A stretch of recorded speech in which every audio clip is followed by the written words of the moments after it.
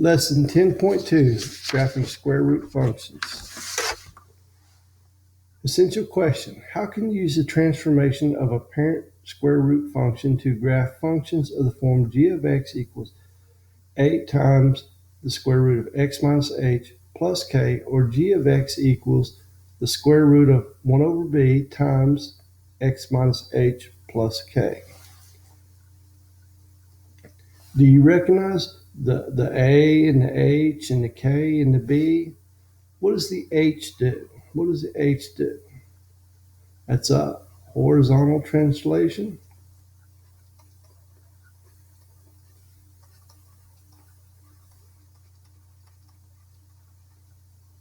What does the K do? Vertical translation.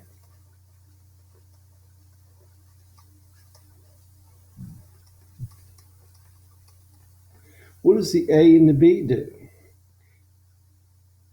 What does the A and the B do? The B is a horizontal, and the A is vertical, and they both stretch or shrink or compress. Okay, we've dealt with this in the past with parabolas and such like that. Graphing and analyzing the parent square root function. Although you have seen how to use imaginary numbers to evaluate square roots of negative numbers, graphing complex numbers and complex valued functions is beyond the scope of this course. For purposes of graphing functions based on square roots, and in most cases where a square root function is used in a real-world example, the domain and range should both be limited to real numbers. The square root function is the inverse of a quadratic function with a domain limited to positive real numbers. The quadratic function must be a one-to-one function in order to have an inverse, so the domain is limited to one side of the vertex. The square root function is also a one-to-one function, as all inverse functions are.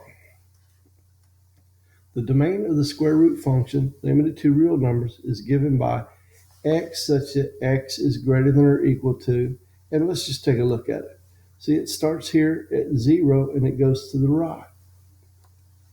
So that would be greater than or equal to 0. Fill in the table.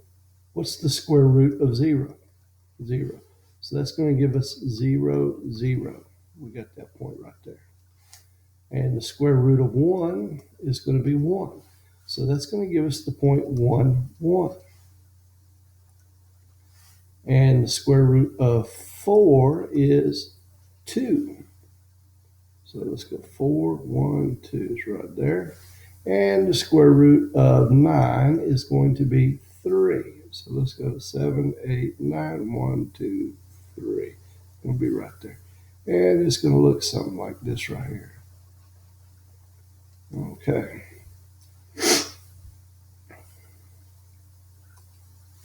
Recall that this function is the inverse of the parent function f of x equals x squared, with the domain limited to the non-negative real numbers. Write the range of the square root function. Well, the range is going to start right here. Okay, it's going to start right here at 0, and it's going to go up. It's kind of slanted, but it still goes up. So y such that y is greater than or equal to 0. Describe the end behavior of the root function. F of x equals the square root of x. So as x approaches infinity, as f of x approaches infinity, x approaches infinity. Why does the end behavior of the square root function only need to be described at one end? Well, let's go back and look at it. We start here. Okay, it starts here at 0, 0, right? And it goes that way there. It doesn't go over to the left. It just goes to the right. So we would need to describe it going to the left. The function is not defined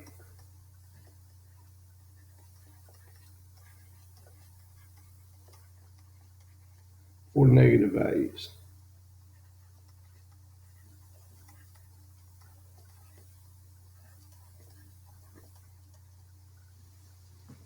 Of x.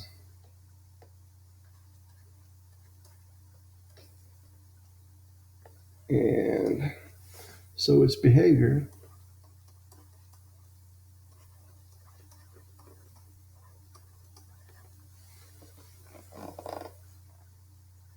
as x approaches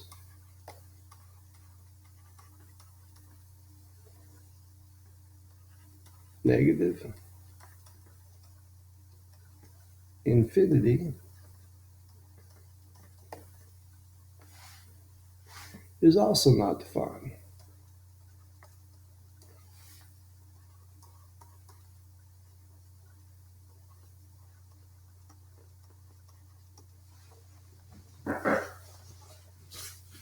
And the discrete point 0, 0, where it starts, does not describe any behavior, even though the function ends there. 2. The solution to the equation x squared equals 4 is sometimes written as x equals plus or minus 2. Explain why the inverse of f of x equals x squared cannot be simply written as g of x equals plus or minus the square root of x in order to use all reals as the domain of f of x. Well, okay, so this here is f of x equals the square root of x, and then we'll put f, let's do it in a different color. F of x equals negative square root of x. That would be like this right here. Okay, that is not a function. The vertical line test shows you that it crosses twice, so it's not a function. Also, for each member of the domain would have two members of the range, which by definition is not a function. So we could say that functions, including inverse functions,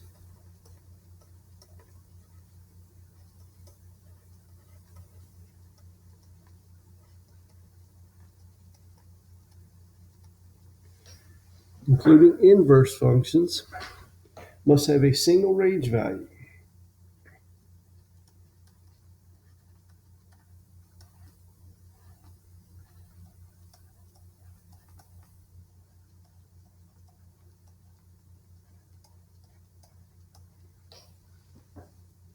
For each domain value.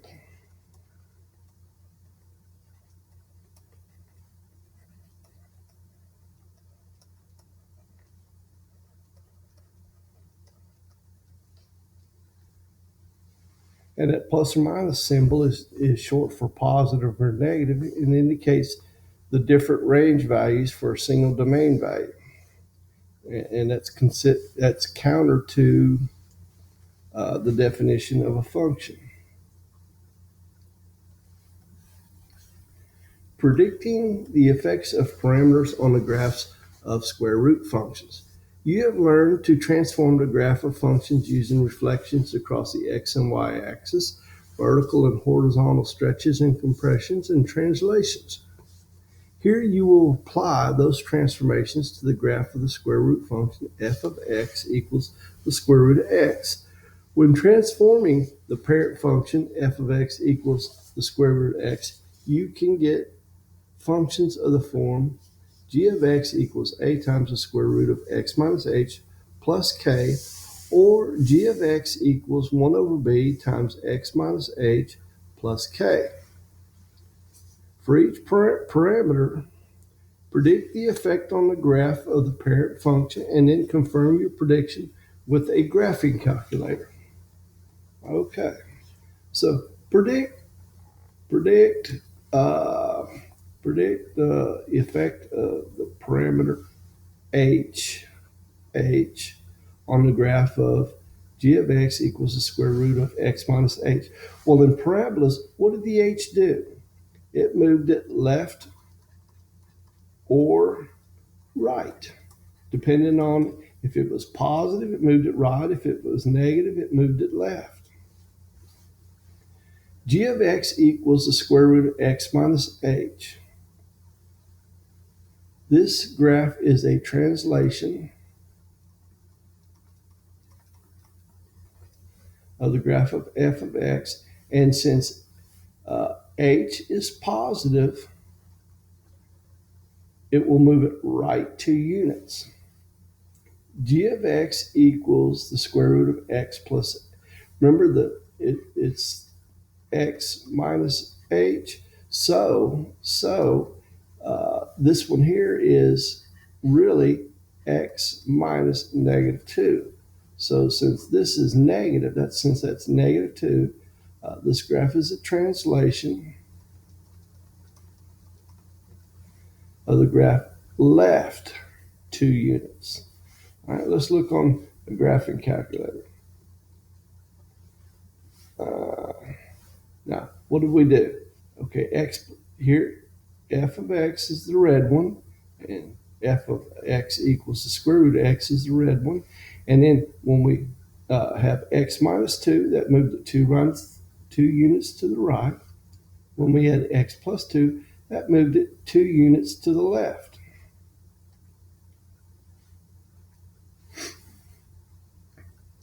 Predict the effect of the parameter k on the graph of g of x equals the square root of x for plus k. Again, k in parabolas moved it up or down. If it was positive, it moved up. If it was negative, it moved down. G of x equals the square root of x, the square root of x plus 2. This graph is a translation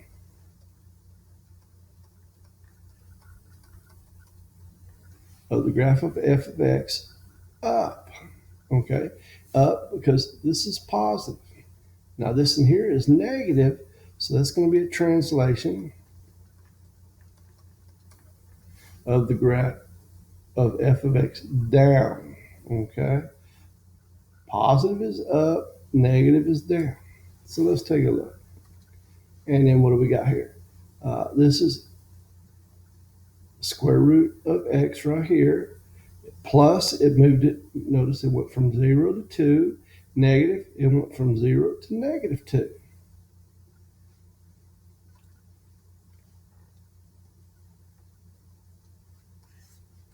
Let's take a look at C. Predict the effect on the parameter of A on the graph of g of x equals a times the square root of x for each function.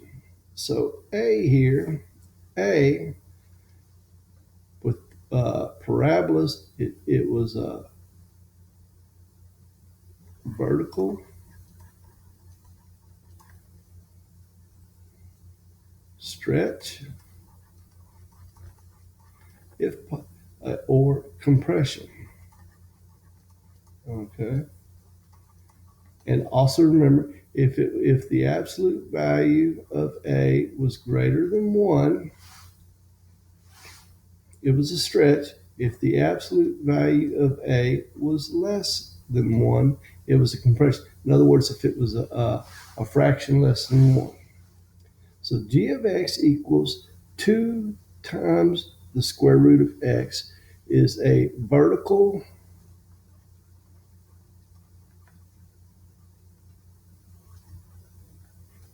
stretch of the graph of f of x by a factor of 2. G of x equals 1/2 times the square root of x is a vertical compression of the graph of x by a factor of 1/2. Now here's, what does that negative do? The negative reflects, let's see, the negative reflects over the x-axis.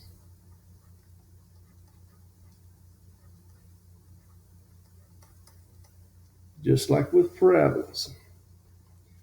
G of x equals negative 1/2 is a vertical compression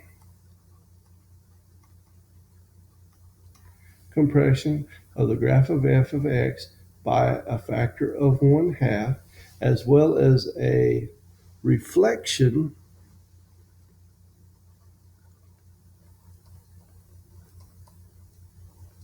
across the x-axis.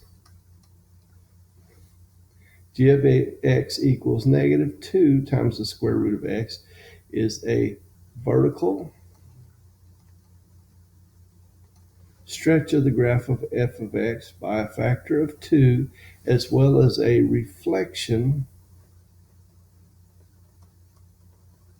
across the x-axis. And let's take a look at that. And there it is. The blue one here is the square root of x, and then 1/2 the square root of x right here. The black one, and 2 times the square root of x, made it bigger. That's a vertical stretch, vertical compression. Negative 1/2 x, compressed it and then flipped it over the x-axis. And then negative 2 times the square root of x, stretched it and then flipped it over the x-axis. Pretty cool. And predict the effect of the parameter b. Predict the effect of the parameter b on the graph of g of x equals the square root of 1 over b x for each function. G of x equals the square root of 1/2 x. The graph is a horizontal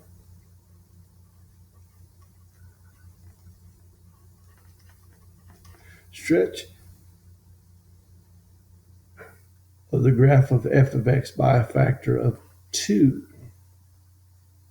By a factor of 2. Remember, that's the square root of 1 over b x. 1 over b.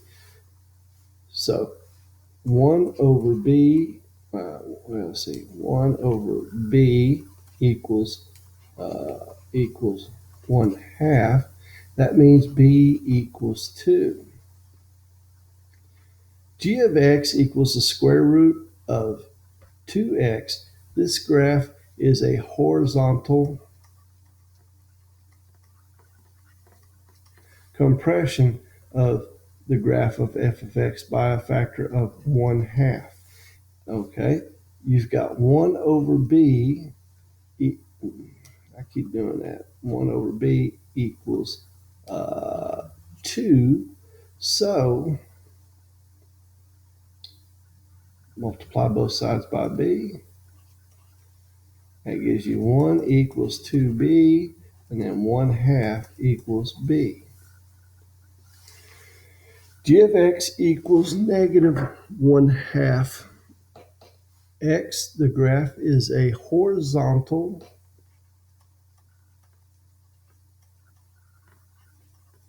stretch of the graph of f of x by a factor of 2, as well as a reflection across the y-axis. Y-axis. All right. G of x equals negative 2x is a horizontal compression of the graph of f of x by a factor of 1/2. as well as a reflection across the y-axis. And I'll show you that on a graphing calculator. Okay, so here we've got the square root of x. Here we've got the square root of 2x. See how that kind of like pushed it back in, and this it kind of pulled it out. Negative, it flipped it over the y-axis.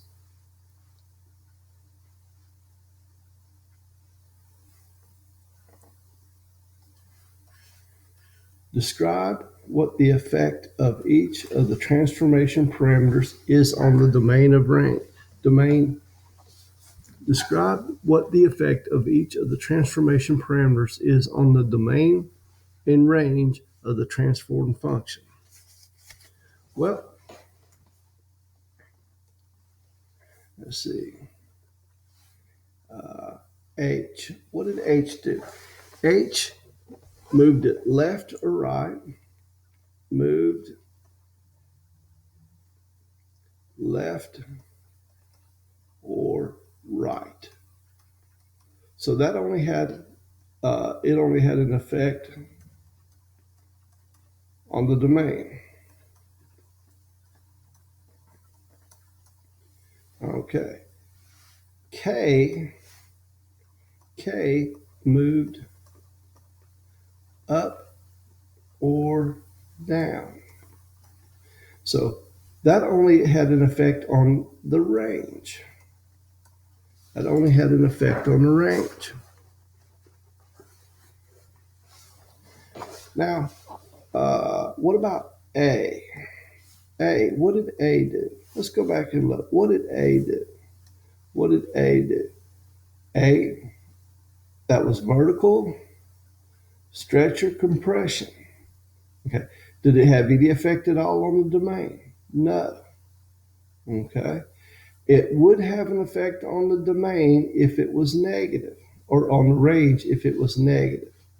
Okay. So A, vertical, well, let's say stretch or compression, reflect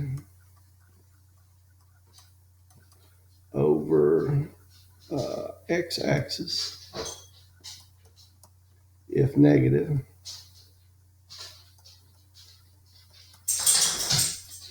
reflect over x, which meant its only effect would be on the range. So had an effect, or could have an effect on range. And now what about B? B, what did B do? Let's take a look at what did B do. What did B do? Okay, it was a horizontal compression or stretch, and it could reflect over. If it was negative, it would reflect over the y-axis. So stretch or compress and reflect over y-axis if negative. So it could have an effect on the range. It could have I can't hardly read that. It could have an effect on domain. So it could have, if it was negative, if negative, If negative, it would have an effect on the domain. All right, good. Graphing square root functions. When graphing transformations of square root functions, it is useful to consider the effect of the transformation on two reference points 0, 0 and 1, 1 that lie on the parent function and where they map to on the transformed function g of x. So f of x equals the square root of x, so x is 0, y is 0, x is 1, y is 1. G of x equals a times the square root of x minus h plus k. So x is h, and it's h plus 1, and y is k, or k plus a, and so on. The transformed reference points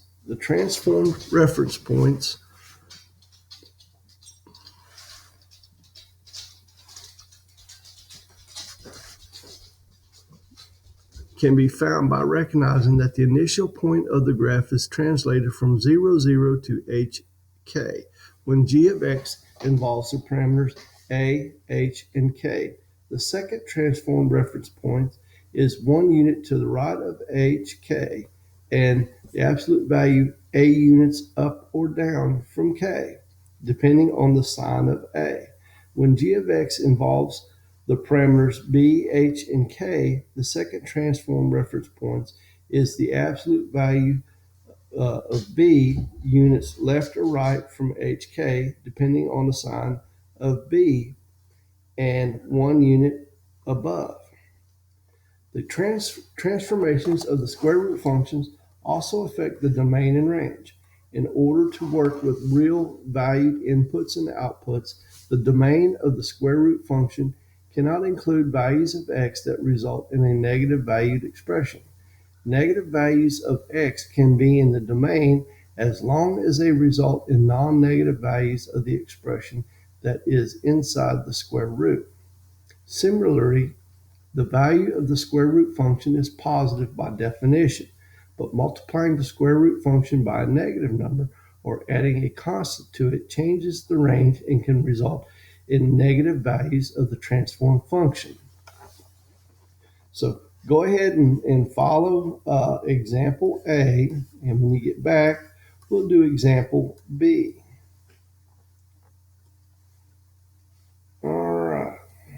So g of x equals the square root of negative 1/2 times x minus 2 plus 1.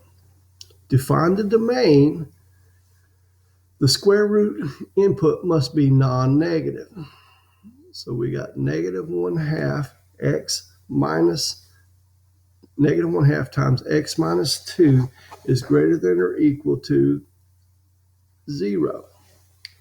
So x minus 2 would be, if you multiply both sides by negative 2, and that's just to get rid of that right there. That's to get rid of that. So that would give you x minus 2 is less than or equal to 0.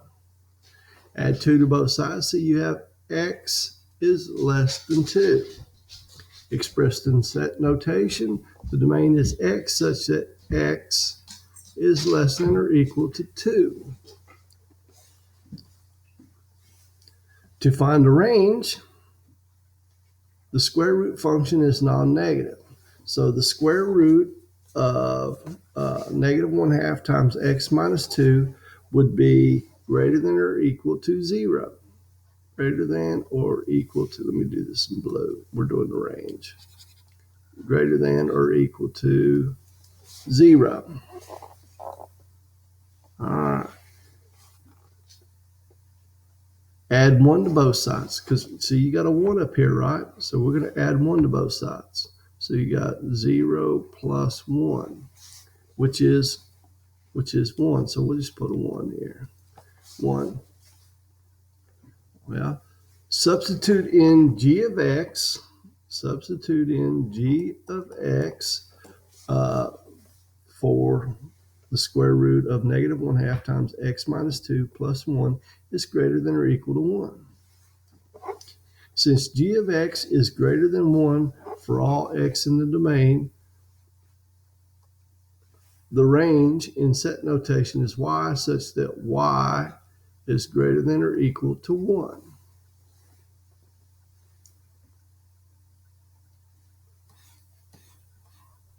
Okay. So 0, 0, remember 0, 0 becomes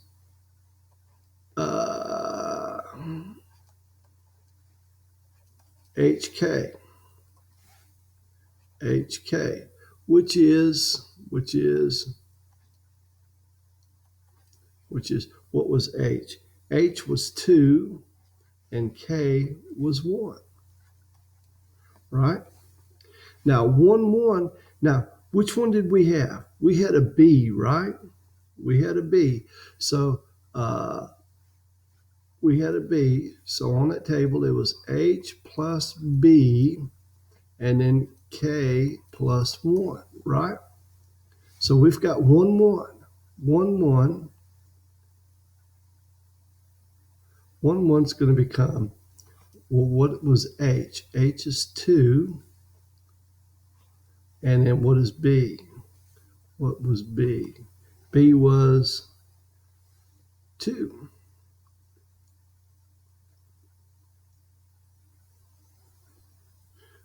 B was negative 2.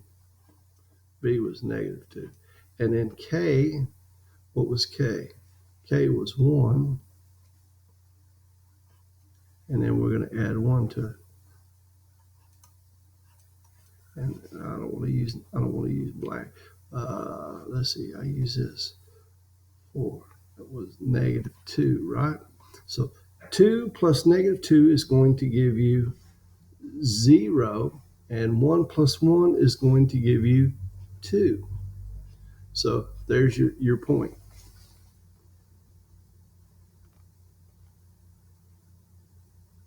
Pretty cool? All right, let's try one on our own here. Your turn. For each of the transformed square root functions, find the transformed reference points and use them to plot the transformed function on the same graph with the parent function. Describe the domain and range using set notation. Okay, so what do we got here? We've got H is 2. H equals 2.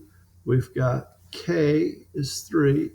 K equals 3. And we have A equals negative 3. Okay, we've got those. So where is it going to start at? It's going to start at, so instead of starting at 0, 0, it's going to start at HK. And let's see, that's going to be HK, which will be what? H is 2 and K is 3. Okay, so instead of starting at 0, 0, it's going to start at 2, 3. So let's see here. 1, 2, 1, 2, 3. So it's going to start there. Okay, that's where it starts at. Now we've got 1, 1. Okay, 1, 1. That's going to become H plus 1 and K plus A.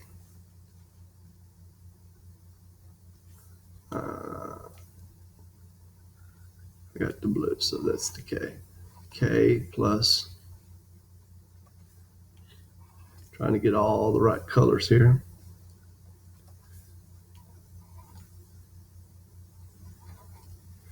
Okay, so we got,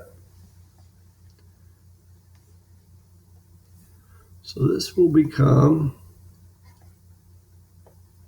and then we've got 2, We got 2 plus 1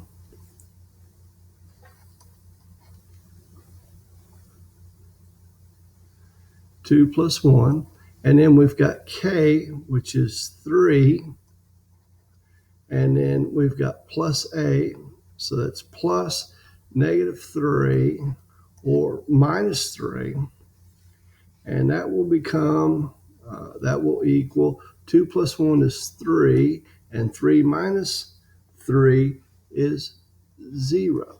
So let's see, 1, 2, 3, 0. Okay, so it's going to look something like this right here. Okay. Now, what is our domain? What is our domain? Well, let's look. The domain, it's going to start, well, let's see here. It's going to start,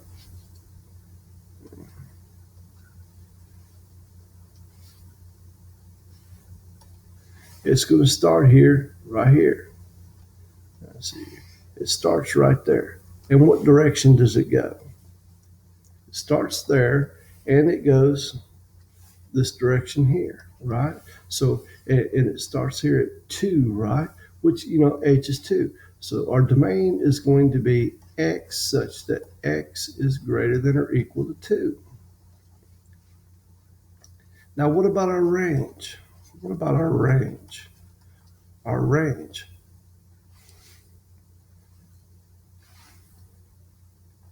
Well, where does our range? It starts right here. And draw it like that right there. Okay. It starts right here and it goes down, right? So it's going to go that direction right there.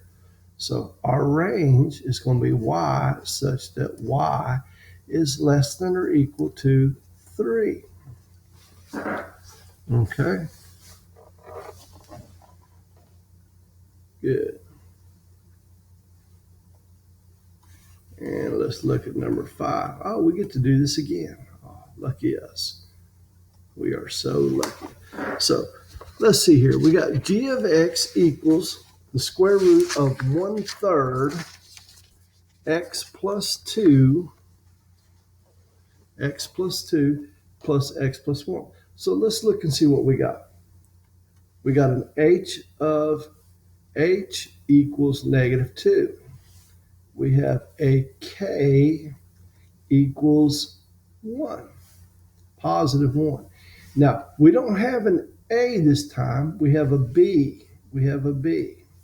And our b equals 3. Well, how did you get that? Remember, this right here, this is 1 over b equals 1/3. Do a little bit of math, cross multiply and whatnot. You got 3 equals b. So b equals 3. There we go. All right. Now, let's take a look. We start off at 0, 0. And since we have an h and a k, that's going to become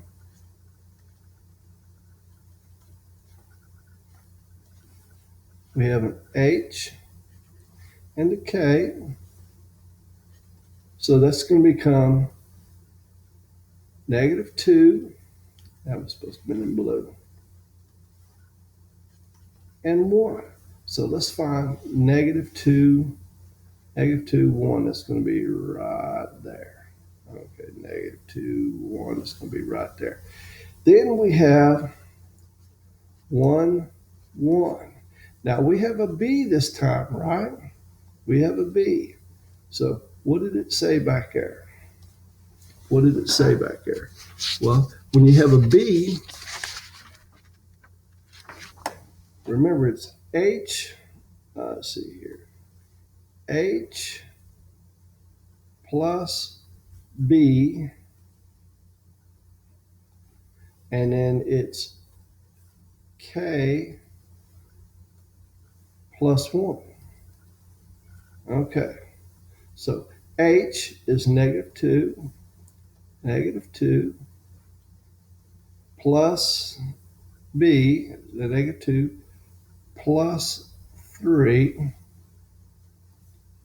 and then you've got k, which is 1 plus 1. So let's see here. Negative 2 plus 3 is 1. 1 plus 1 is 2. So our new order point is 1, 1, 2. And it's going to start here and go like that. Now we got the easy part. Figure out the domain and range. The domain. And let's see. What's the domain? Well, it starts here.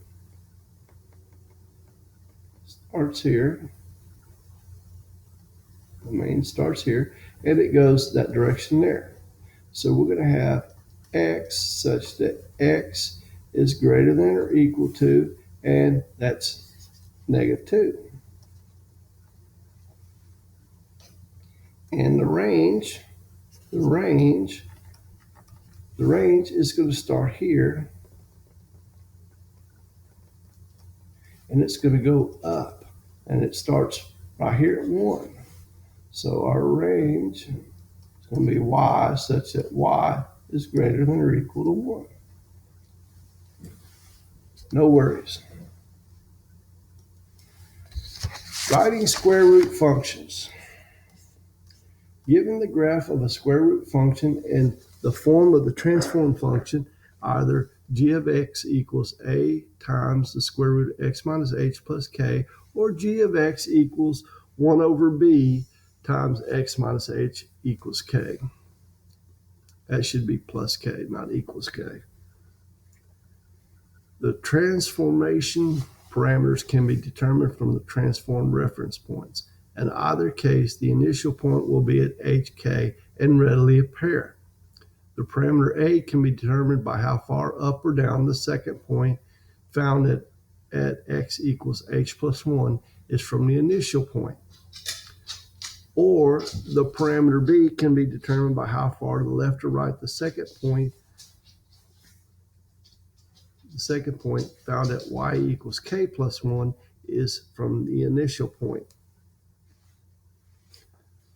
Okay, so let's try it. We got an example here. Go ahead and read through that, and then when you get back, we'll go over B together. Okay, so given g of x equals a times the square root of x minus h plus k. The initial point hk, well, where's that at? That's right here. That's right. That's the initial point. And what is that point? What is that point? Well, let's see here. 1, 2, it's negative 2, and then negative 1. Negative 1. So we've got negative 2, negative 1. Second point, you got h plus 1. So we're going to go to right 1. And then k plus a, k plus a. So we got negative 1, and then we're up 1, 2, 3. We're up 3. So this is negative 1 and 2. Okay, negative 1 and 2. So we think about it. We started here at negative 1 here. Negative 1 plus a equals 2. Add 1 to both sides. A equals 3. A equals 3. So we've got 3 times, and that's going to be x minus negative 2 or plus 2, and then minus 1.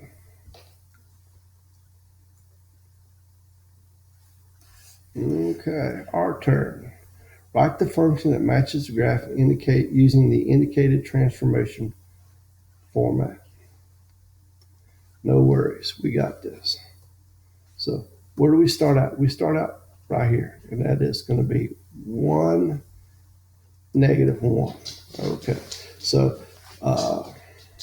that means our h is 1 and our k is -1. Okay, all right. So we've got g of x. Let me do this in black here. G of x equals the square root of 1 over b times x minus h plus k. So what do we know? Well, we've got 1 here for our h, so we can take that out and put a 1. And then we've got -1 for our k, so we can take that out and put -1. All we need to find now is our b, okay?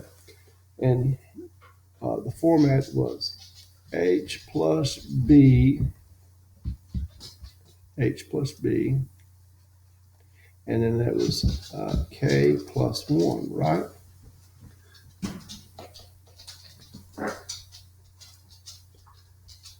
Okay, so this next point here is, let's see, that's 1.50, 1.50, right? 0. So, okay, so k plus 1 equals 0. Subtract 1 from both sides, and you got k equals -1. Not too bad. That's what we got right here, right? -1. Okay, now here we've got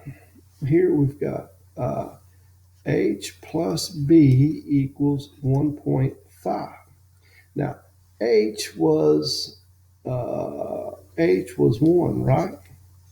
1. Okay, so if we subtract 1 from both sides, we've got b equals 0.5. Now, so we're going to put a 0.5 down here. Well, I'll say we can't have a decimal in the thing, do we? Can. So 1 over 0.5 equals 2. So let's erase all of that, and we put a 2 there.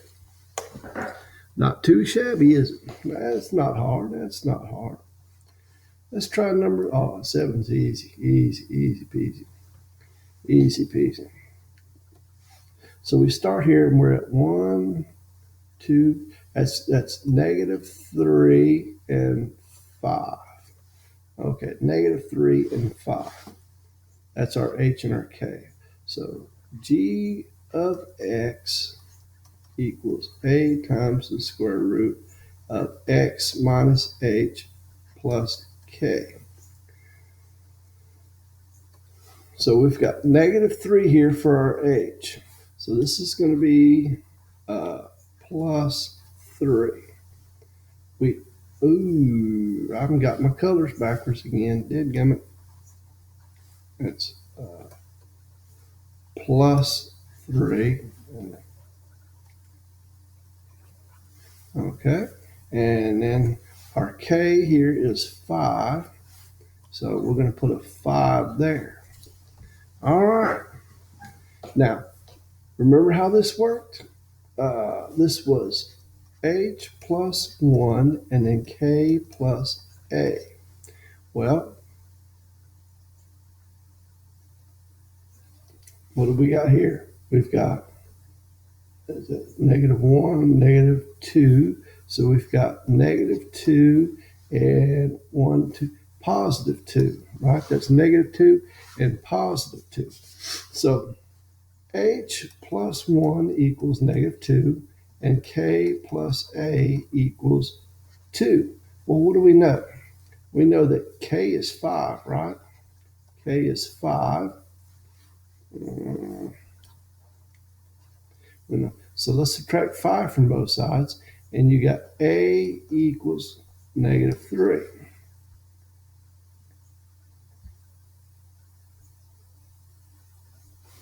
Let's put -3 up there. -3. And just for giggles here, we'll just go ahead and finish that. H plus 1. So H is -3. Well, if we just subtract 1 from both sides, we'd get H equals -3, which is what we had. All right, so that worked out good. Didn't ask for domain and range, so let's move on. Modeling with square root functions. Square root functions that model real-world situations can be used to investigate average rates of change. Recall that the average rate of change of the function f of x over the interval from x sub 1 to x sub 2 is given by f of x sub 2 minus f of x sub 1 divided by x sub 2 minus x sub 1. Use a calculator to evaluate the model at the indicated points and connect the curves. So there's A. You can do A on yourself. And then B. Okay, here's B. Let's try B together. A car with good tires is on a dry road. The speed in miles per hour from which the car can stop in a given distance d in feet is given by S of d equals the square root of 96 times d. Use distances of 20, 40, 60, 80, and 100. Okay. All right. So let's see here. What do we got? So if the distance is 20, if we put that in the calculator, we get 43.8. Put 40 in there and you get 62. Put 60 in there and you get 75.9. And then 87.6 and 98. You might want to check that to make sure. So first interval, plot the points. Well, you have 62 minus 43.8 over 40 minus 20, and that's going to give you 0.91. And then the last interval, that would be 100 or 98 minus 87.6, and that's going to give you a 0.52. So let's take a look at it. Cruising along. Let's see, 20 is 43.8 right there. And then 40 is 62. And then 60 is 75. And 80 is 87. And 100 is 98. So it looks something like.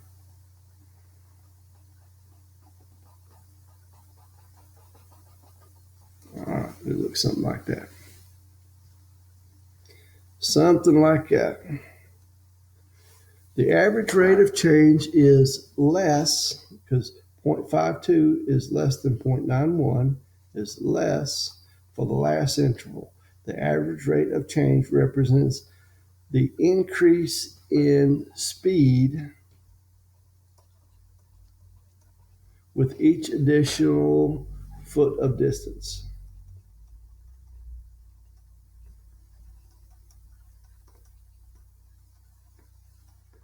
As available stopping distance increases, the additional increase in speed per foot of stopping distance decreases.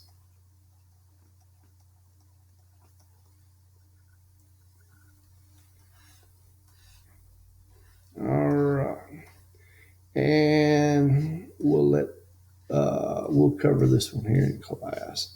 Number 9. What is the difference between the parameters inside the radical b and h and the parameters outside the radical a and k? Well, the inside parameters are horizontal. The inside parameters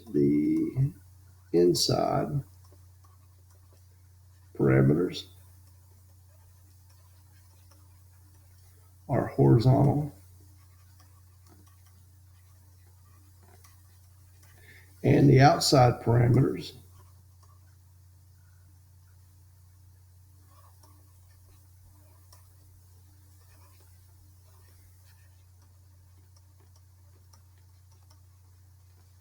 are vertical.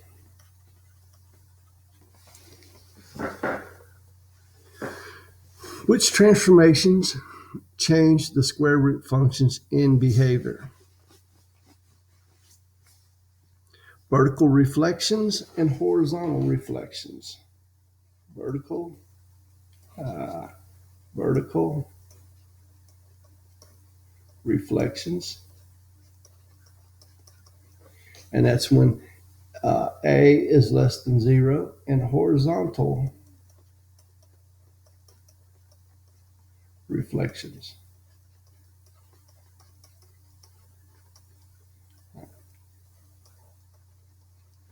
And that's when B is less than 0. Which transformations change the square root function's initial point of location? Horizontal would be H, and vertical would be K when they don't equal 0. Okay. 12. 12, let's see here. Let me see. Which transformation changed the square root function's domain? Which transformations change the square root function's domain? Which transformations? Domain is left and right, right? That's the horizontals. Okay, so the horizontal translations.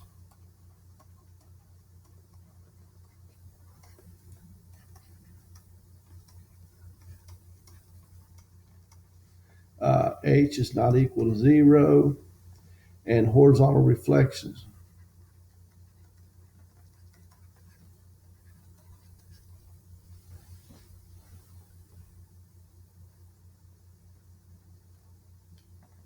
Horizontal reflections. And horizontal reflections when A is less than 0. And which transformation should the square root function's range? That would be vertical translations.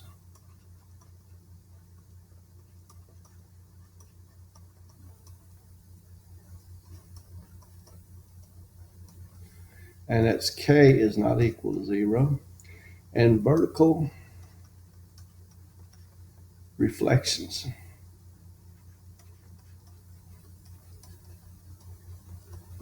And horizontal reflection. That would have to be when B is less than 0, and this would have to be when A is less than 0. All right, essential question. Describe in your own words, the steps you would take to graph a function of the form g of x equals if you were given the values of h and k and using either A or B. I would use either h plus 1, k plus A, or h plus B, and then k plus 1. Okay. Good lesson, folks. I'll see you tomorrow in class. Enjoy your evening.